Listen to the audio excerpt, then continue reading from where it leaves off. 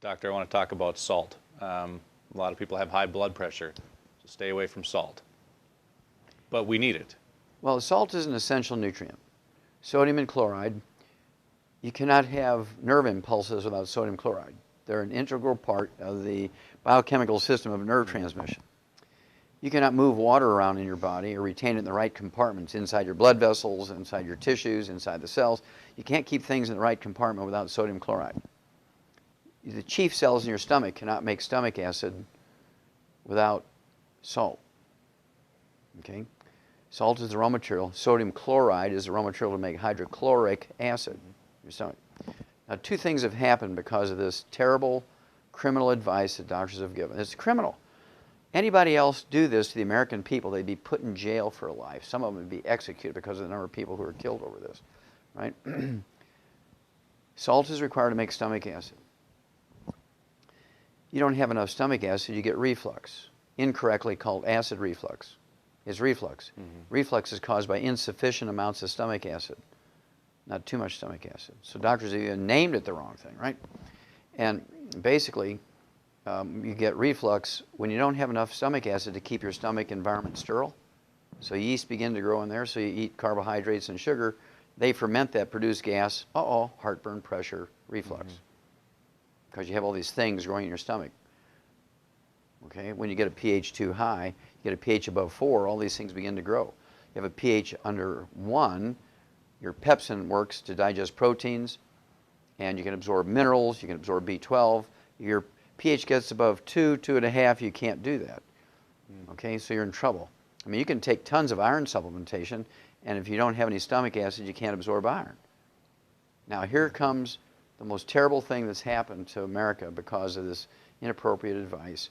Well, there's two things. One, you go back to 1995, 750 people died during a triple-digit heat wave in Chicago. It was a 2-week heat wave, 1995, I believe it was. 750 people died here in Chicago, and thousands of people fell out with heat stroke. The first thing they give them intravenously on the way to the hospital to get heat stroke is saline solution, which is salt water, yeah. And it's absolutely criminal that these 750 people who died were all ones who were on a salt-restricted diet. They're all seniors who were on a salt-restricted diet. They died of heat stroke because these doctors didn't have the courtesy to call these people up, and good manners just to call up and say, look, whether you believe in the salt-restricted diet or not, right now you need to put a couple of tablespoons of salt in a gallon of water, be sipping on that until the heat wave goes away. But they didn't do that. And so all those people who died of heat stroke, who were under the care of doctors who were on a restricted salt diet, those doctors should be put in jail, okay, for almost like the same thing as vehicular homicide, the same type of thing as manslaughter, right, type of thing. Then here comes the big one. Right now, on the average, this is a Mayo Clinic study, came out in 2009. They said that as many as 30%, 30 people out of 100 in America now have celiac disease and have trouble absorbing nutrients, and as a result, there's people with 25 legitimately diagnosed diseases, which are all nutritional deficiency diseases. They're going to 18 different specialists for all this. And they're paying, tens of thousands of dollars a day to deal with this, and it's simply a gluten intolerance, and their intestines are damaged, they can't absorb nutrients. Well, when you can't digest wheat, barley, round, oat glutens, and you absorb these big chunks of what's called polypeptides, your body recognizes and it sets up an intolerance to those partially digested proteins. You get gluten intolerance, you get celiac disease, irritable bowel syndrome, inflammatory bowel disease, diverticulitis, ulcerative colitis, Crohn's disease.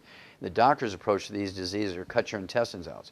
I can't understand how you have a malabsorption problem, they want to cut your intestines out. That's really dumb. But at any rate, because they have you on a salt-restricted diet, you cannot make stomach acid, so your pepsin won't work, and you cannot digest proteins, including the protein of wheat, barley, round, oats. Now, again, there's a big research project come out in 2009 that said, it used to be people got celiac disease when they were kids. And if you recognize it, you can save them from all these terrible diseases because you can get them off of gluten and they'd be fine. Well, now people who could eat gluten with impunity. They were really big on eating wheat, barley, rye, and oats, no problems. And suddenly now at age 50 or 60, they become gluten intolerant. Well, that's because over the years on a salt-restricted diet, they couldn't digest wheat, barley, rye, and oat glutens down to their simplest amino acids. Big chunks called polypeptides are being absorbed. They set up an intolerance to it. And now at age 50, 60, we have 80 out of 100 people with gluten intolerance because of this criminal advice to restrict salt.